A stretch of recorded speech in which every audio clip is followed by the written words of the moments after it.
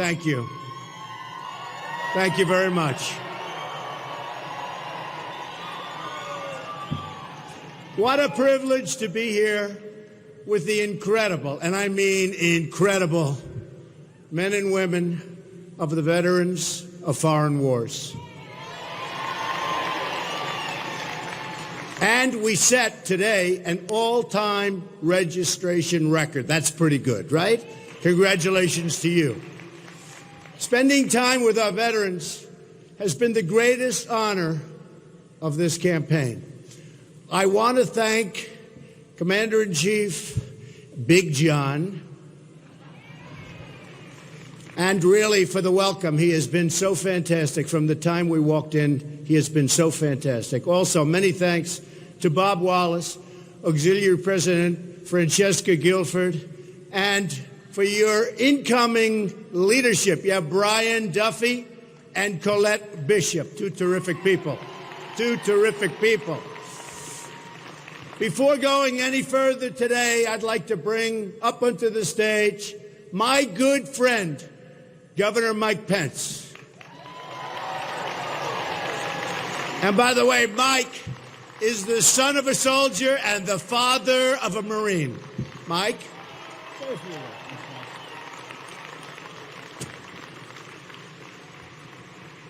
Thank you, Mr. Trump. Thank you to Commander Bajewski. It's an honor to greet you all at the 117th VFW, where no one does more for veterans. Thanks for all you do. It is an honor to stand with Donald Trump today. It is even a greater honor for me to stand with those of you who have worn the uniform of the United States. As Mr. Trump just said, I was not a soldier, but I am the son of a combat veteran who served in Korea. And I am the proud father of a United States Marine, and I feel a great indebtedness to all of you who served. And I'm proud of the record we had in the state of Indiana. You'll be glad to know in Indiana, where more than 500,000 veterans call home, we've made extraordinary commitments. We've more than doubled the funding for the Department of Veterans Affairs. We increased the number of county veteran service officers tenfold from 7 to 72 counties. And I'm proud to say the Hoosier State now has the second lowest unemployment rate for veterans in the United States of America. But I answered this call. When Donald Trump called, I answered this call for a few very simple reasons. Number one, I answered it because in these challenging times, I believe we need renewed and strong American leadership at home and abroad. And Donald Trump will bring that leadership for this nation. Our military is too small, and he will rebuild it. Our VA is broken, and this builder will fix it. And it is extraordinary to think that yesterday in Philadelphia, 61 speakers came to the podium and not one of them named ISIS by name. This man will name our enemies without apology, and he will defeat them.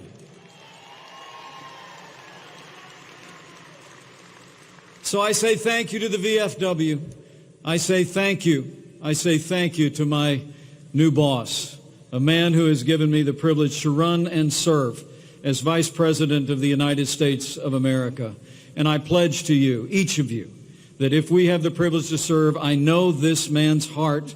I hear the way he speaks when the cameras are off about those who serve and those who have served. And we will ensure that our soldiers have the resources they need to complete their mission and come home safe. And we will stand as the VFW does with him and her who have borne the battle on their shoulders. We shall stand with our veterans, and we shall see our way forward as a nation. Thank you very much, and God bless you. And God bless the United States of America. Thank you, Mike. Thank you, Mike. Thank you, Mike. And thanks again to everyone for inviting me to address you today. The veterans, I love you too. The veterans of foreign wars represent the very, very best of America. When I'm president, I pledge to work closely with your organization and your members to accomplish our shared goals. Our veterans are the bravest and the finest people on earth.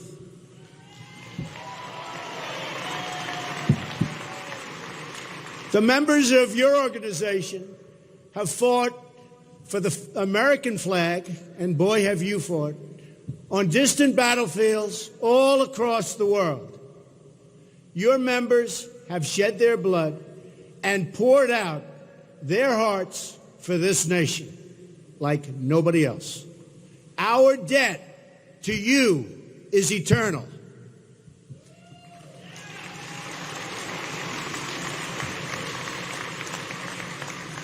Yet our politicians have totally failed you. Our most basic commitment to provide health and medical care to those who fought for us so bravely has been violated completely.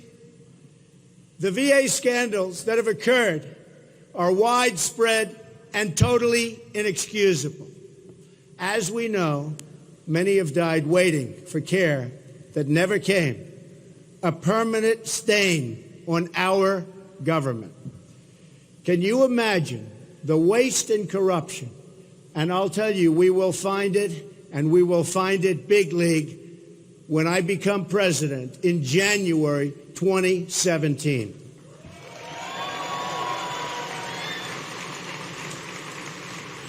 I've recently released a detailed 10-step veterans reform plan, and we've worked on the plan with the chairman of the Veterans Affairs Committee in the House and a really good guy who loves the vets, Jeff Miller.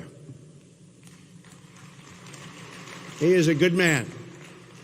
We're going to take care of our veterans like they've never been taken care of before.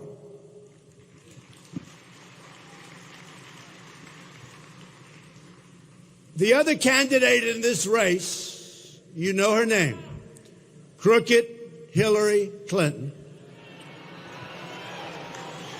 And believe me, folks, she is crooked. Has a much different view. She recently said of the VA scandal that it's not as widespread as it's been purported to be. It's like she's trying to sweep it under the rug, which, by the way, politicians have done for years and years and years. It's going to be 4 more years of the same if she ever got in. But that's not going to happen.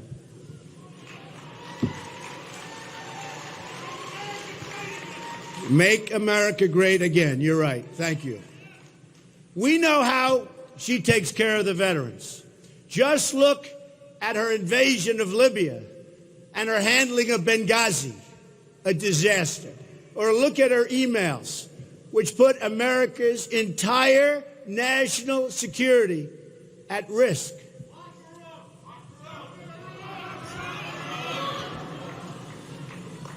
And to think she was here yesterday, I guess she didn't do very well.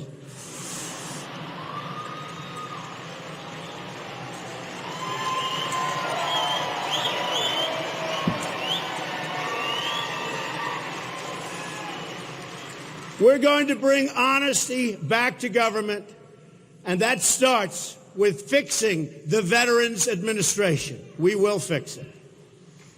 Here is my 10-step plan for veterans reform. 1, I will appoint a Secretary of Veterans Affairs who will make it their personal mission to clean up the VA. And this person, man or woman, will be outstanding with an outstanding track record. In other words, a person that can get it done. Number 2, I'm going to use every lawful authority to remove and discipline federal employees or managers who breach their public trust. 3, I will ask Congress to pass a bill giving the VA Secretary full authority to remove or discipline any employee who risks the health, safety, or well-being of a veteran.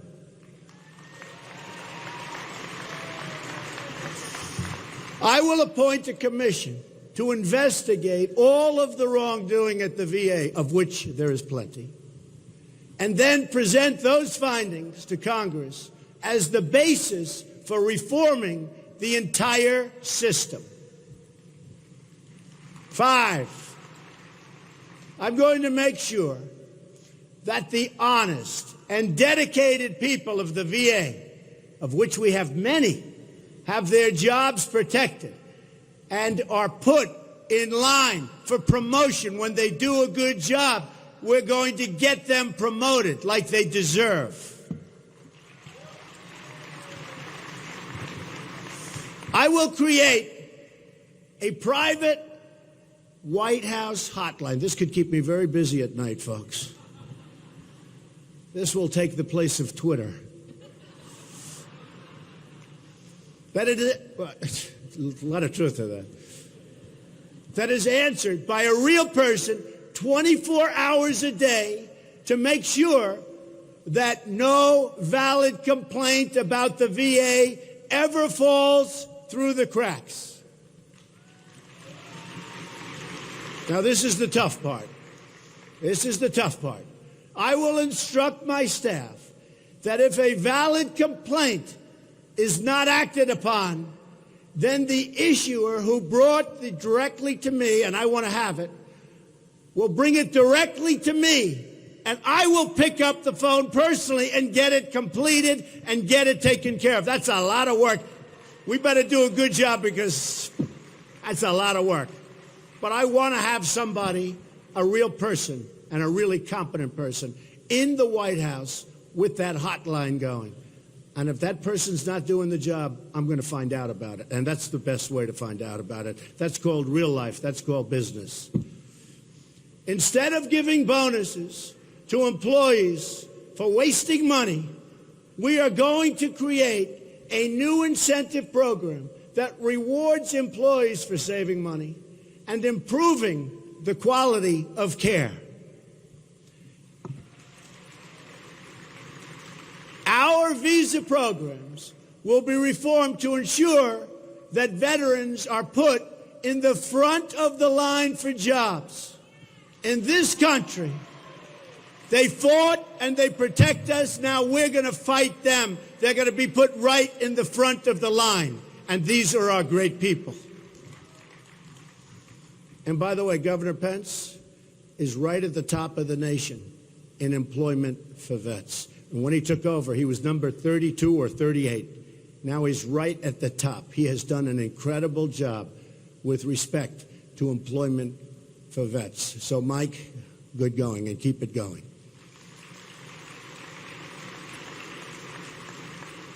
We're going to increase the number of mental health care professionals and increase mental health outreach to veterans outside of the system. So important.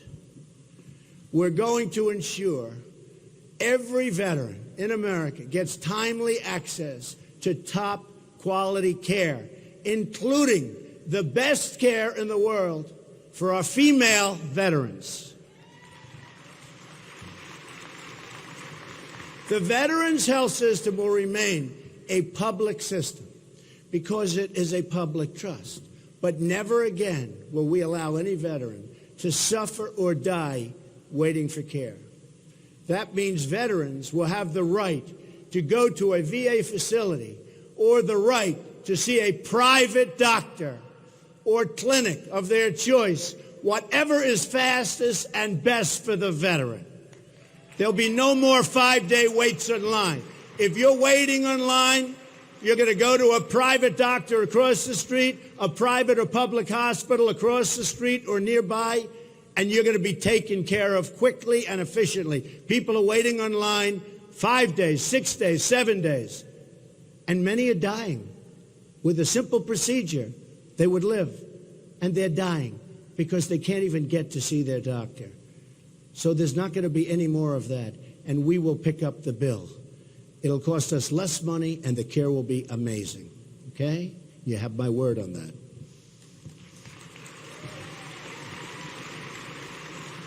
Come January 20th, if I'm elected president, you're going to notice a change in the VA and in the whole entire government system, which is a mess.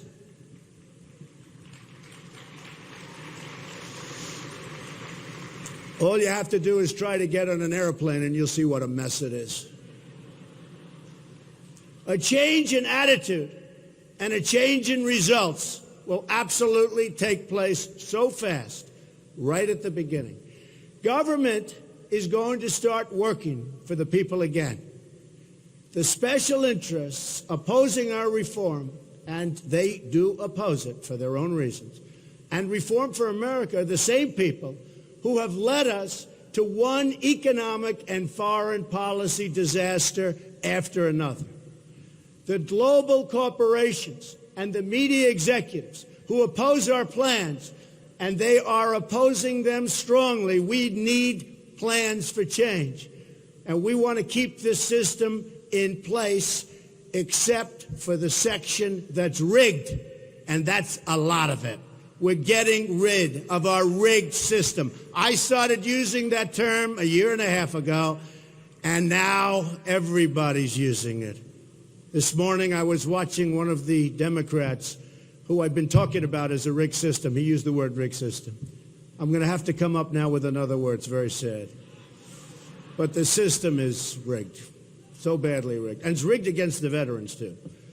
That's why their message is that things can't change. Can't change. With these people, they can't change. These are the same special interests who have driven the economy into the ground and who have created one calamity after another overseas. Horrible, horrible thought process. These Washington interests are telling Americans to stay the course. They're telling us that we can't fix our trade deals, or we can't fix our VA, or we can't fix our broken tax system, or we can't fix immigration, because they're benefiting from the status quo. They benefit. They don't want to change. We need change. They don't want to change. My message is the opposite. Things have to change, and they have to change right now. Here is just some of the change we need. We need to change our tax, energy, and regulatory policies to produce millions of new jobs and trillions in new wealth and invest in our country and in our infrastructure, which is falling apart all over this country. Our roads, our tunnels, our bridges, our airports. Our infrastructure is that of a third world country. Not anymore. And I'm very good at building, remember that. And I build under time and under budget. Very important. You don't hear that from government very often. Those who seek to raise taxes and expand regulation will only weaken our country, hamstring our economy, and throw many millions more out of work. And as you know, Hillary Clinton wants to institute a massive tax increase. And we're already just about the highest taxed nation in the world. Our immigration system must also be fixed so it lifts people out of poverty instead of throwing them into poverty, which is what it's doing right now. Our terrible trade deals must be renegotiated completely. NAFTA is a disaster. To keep jobs and wealth in America, we're sending our jobs away. We're going to keep our jobs in America, and we're going to bring new jobs back.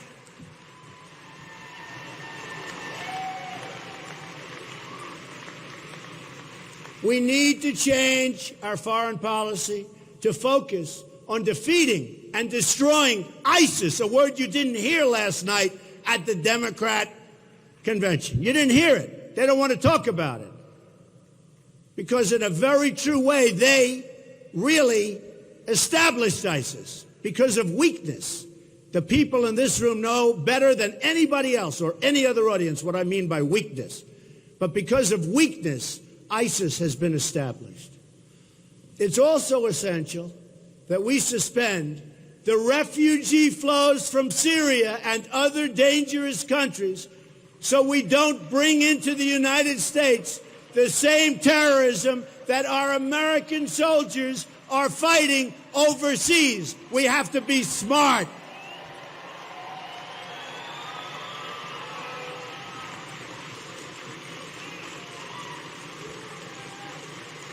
Thank you.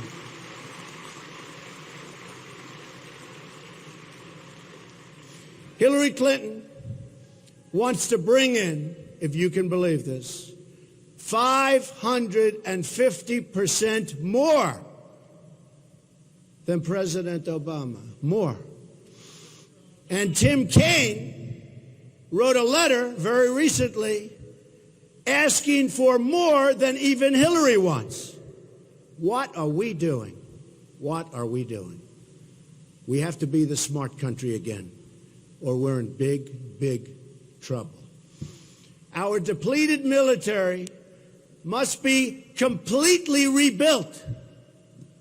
Then, from a position of strength and respect, America needs to extend our hand in friendship to foreign nations who want to be our friends, and we can't be taken advantage of by these countries that we work so closely with. Many of these countries are taking advantage of us, folks. They're taking advantage of us. We want to be friends, but they also have to be friends with us. Remember that. Something you've never heard from a politician. We want a more peaceful future for our world. But peace will require new approaches, not relying on the same failed voices of the past. These are failed voices. And now they want another 4 years. And we need to fix the VA so we never again break our sacred commitment to our veterans. Never, ever again.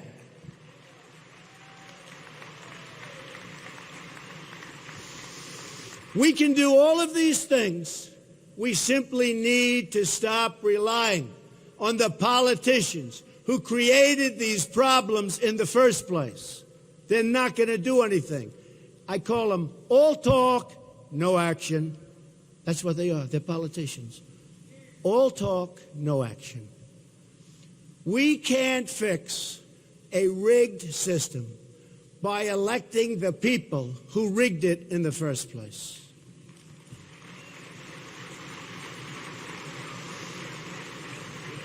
Let's reject the doubters and the cynics and choose instead to believe in ourselves and in our country. It's time to follow the example of our amazing veterans who work together across racial lines, across income lines, across all lines, in unity of mission and purpose. Nobody does it better than our veterans. Let them be our guide. It's time to believe in each other, and it's time again to believe in America.